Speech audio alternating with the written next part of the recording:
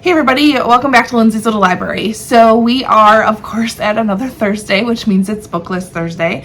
BookList Thursday is something I do with Sarah over at Sarah's Nightstand. We come to you every Thursday with some sort of book thoughts, ideas, recommendations, something bookish related. So for our first Thursday in June, we are officially kicking off summer, even though summer doesn't technically start for a little bit, but we're doing it.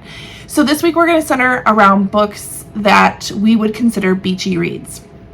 So I was looking through my list and I'm like, I feel like I've talked a decent amount about some beachy read type books that I would normally gravitate towards. So I decided to kind of flip the script a little bit, and I'm going to talk about books that I would be taking to the beach or to the lake or to some sort of summery vacation place, which I tend to like to match the atmosphere of my book to where I'm at. So I have 3 of them that are more contemporary summer reads, and then a couple more thrillery vibes. So first one I want to talk about is Float Plan. This is by Trish Dollar.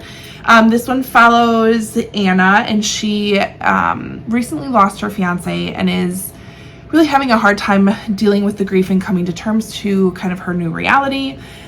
She then a reminder goes off, I believe, on her phone of this trip that her and her fiance were going to take. They were going to go sailboating together. And she decides that she is just going to go do this herself and hopefully find some peace with what happened. She has a pretty nasty night, a treacherous night out on her sailboat by herself, and decides that she can't really do this alone. So she ends up, I think she hires a professional sailor who also is dealing with some of his own issues at the time. So they are stuck on the sailboat together, kind of both going through some things, and then maybe, I don't know, probably find peace within each other. So there's that one. Next one I have to talk about is Catching Cassidy. This is by Melissa Foster. This one follows Wyatt. Him and his twin sister are supposed to be celebrating their college graduation, and instead they are dealing with the death of their parents. Wyatt has a lot to kind of work through. I get kind of similar vibes. So he decides he's going to go to Harborside, Massachusetts, which is where his parents had a summer home, where he spent his childhood growing up and going there every summer. And he invites his best friend Cassidy to come along with him. They have been friends for a long time. They're both kind of dealing with this grief, and I'm guessing, friendship turns into a little bit more, I'm sure. Next one I want to read is Every Summer After by Carly Fortune. I read her other book last summer, which I really enjoyed. So this is, I believe, her debut novel, I think. We follow Persephone, which I love that name, as she is preparing to not go to the lake shore of her childhood that she's been to for years. She's deciding to stay home for various reasons until she gets a phone call that calls her back. She has to rush there and face, I think his name's Sam, the man she thought she couldn't live without and thought she was going to spend forever with, and things, of course, maybe didn't work out that way, and now they have to figure out where they stand. I'm assuming they'll, make up and everything will be perfect, but there we go. I'm loving that. This definitely feels like lakeside vibes for me. So then I have my couple of thrillers. I have The Vacation by Tam Logan.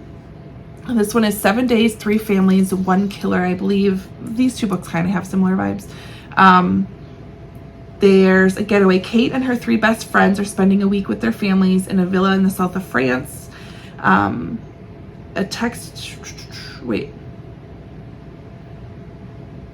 They're trapped in paradise with no one to trust. Kate is determined to find out who has put her marriage and lifelong friendships in jeopardy. Could be one of the people they're with. We don't know, but definitely doing that. And then we have The Island by Adrienne McKinty. This one I also read. What's the other book? It's over here. Oh, The Chain, which was so good. So this one is, again, similar. Families stuck on an island. There's a killer. They don't know what to do. Thrillery vibes. So these are definitely 2 quicker reads. And these are 3 somewhat, I mean, these 2 feel a little bit more heavy. This one's maybe a little more light-hearted, but all have beachy vibes and vacation vibes. And so there is my stack that I will keep by the separated, and these will be the ones that come to the lake with me, and you know, watch my follow-up videos to see which ones I've gotten to and I've read. So there we go. If you have any good beachy read recommendations, leave them down below. Otherwise, head over to Sarah's channel and see what she has for us today for beachy vibe books.